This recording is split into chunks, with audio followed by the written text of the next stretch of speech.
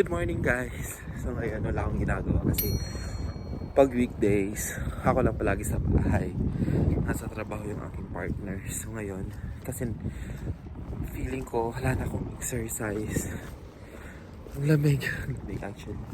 So mag-walk around na ako dito sa mga neighbor namin. May park din dito na malapit sa amin. So mag-walk around lang ako para at least may ginagawa ko ng exercise. However, hindi ako pinagpapawisan ng masyado kasi malamig nga. Akala ko hindi siya ganun kalamig kasi nasa 60 pa ng pagka-check ko. Pero I don't know. Malamig siya. May shortcut. Kagising ko lang, nag-breakfast lang ako. Breakfast guys, nabili ko na pagkaing Pinoy doon sa party. Pero kasi si ate, sa ate Armaling, titinda siya ng mga binibake niya ng mga pagkaing Pinoy. So, nag-order ako worth $12. Ano yun? Bibingka ata yun. Tapos, ubi pandesal. So, nag-enjoy naman ako. Malapit lang yung mga dito. Malapit lang yung mga pasyalan dito. So, pwedeng lakarin. However, yung hindi ako masyadong nilakad dun sa madaming masasakyan. Kasi yung pagtatawid, hindi pa ako masyadong kabisado. Ang lamig talaga. Hindi ko in-expect. Ito mga apartment tong dinadaan ako. Pakita ko sa inyo yung sa harap.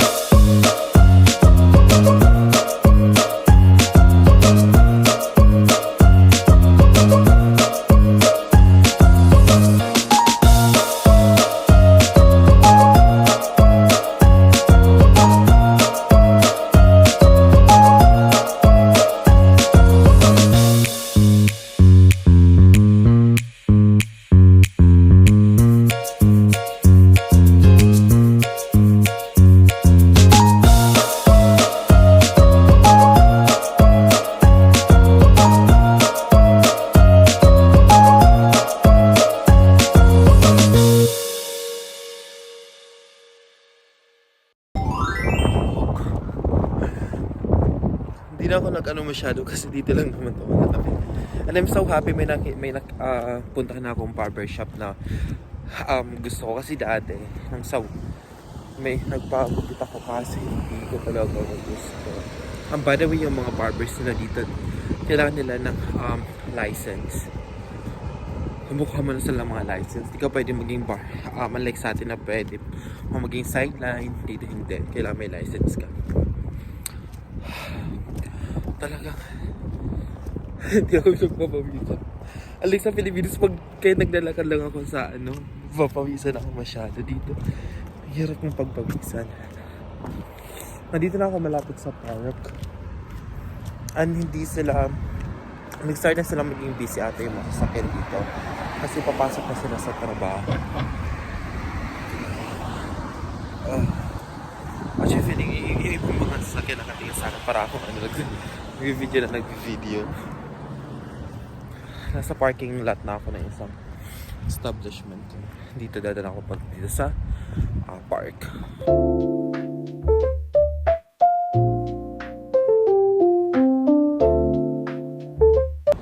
So itong park na to, madaming mga nag-walking dito or yung may mga aso sila, binawalk nila yung mga dog nila. Parang amphitheater to. Itong area na to kasi meron siyang stage dito. Meron din siyang mga upuan. So pag may mga events sila, katulad kagabi, may events sila dito. So nakaayos pa siya. Nakaayos pa siya. So lahat ng mga pwede lang magamit dito, ginagamit talaga nila. And may Christmas tree din sila dito. So dito tayo sa park. And by the way, dito sa kanila, yung mga puno, minsan may nakalagay na about sa mga pamilya na namatay. Anong tawag doon? Parang lapida. Ganun yung mga puno. And kaganda dito, meron din silang mga minsan sunscreen for free. And then kasi di ba nag-walk sila ng mga dog, meron sila dito mga plastic kung saan nila gagamitin para sa mga mga bobo ng mga aso. Nung the other night, nag-ano sila dito, nag-Christmas light. Christmas tree. Oh, meron din sila dito. Tune in to enjoy music synchronized with the Christmas tree lights. Ganun yung mga ginagawa nila. Katulad ng mga anong pinuntahan namin na Christmas, na Christmas village. Para mas ma-feel mo yung ano ng mga yung movements ng mga Christmas lights, tune in ka doon sa sa radio station na yun kasi doon mo maririnig yung music para sabay. But it's so cold right now. Hindi ka na-expect. Wala masyadong tao today. Baka dahil medyo ano. And ito yung Christmas light. Christmas tree. Yan. Malaki siya, tapos may mga upuan din sila dito. And mind you guys, this is a public park. Malinis siya. May mga trash can sila dyan. Dati meron dito yung sunscreen na nakalagay. Hindi ko lang alam nasaan. Tingnan natin. Oh, wala masyadong tao today.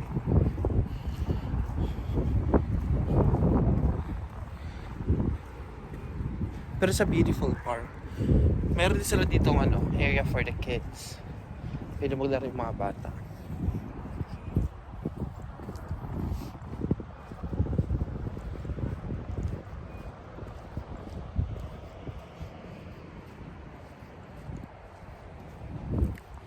So yung mga nila, yung mga upuan nila may nakalagay na ganito. In memory of John and Hazel, parang ganun. Kasi nga yung sa mga puno, meron din sila. May mga books din pala dun sa area. Dun sa taas, may mga books. So for example, gusto mong magbasa, meron din sila dito. So dito yung sinasabi ko sa inyo mga pag popo yung mga mag-poop yung mga dog, meron sila dito. Please clean up after your dog. So meron sila mga pet waste bags. Meron sila dyan. Gamitin if ever mayroon kang aso. Kasi marami dito mga nag-walk na mga aso nila. And sometimes meron din dito mga yung mga homeless. Yung sila nag-standby. Kaso ngayon sa pandemic. Pero ang ganda dito kasi maganda siya.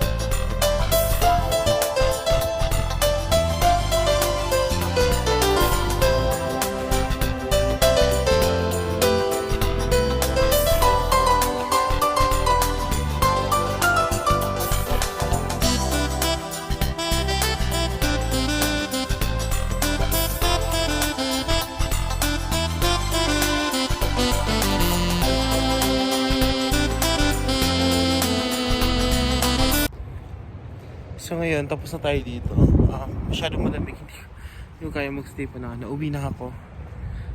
Kasi kapag walking ako kahit ilang minutes lang. Pero kasi malamig talaga siya. Hindi ako nakapaganda ng suot ko. So uwi na ako. Thank you so much guys. Sana subscribe nyo pa yung YouTube channel ko para mag-grow siya. Maraming salamat sa inyo. Merry Christmas pala and Happy New Year's very soon. Bye!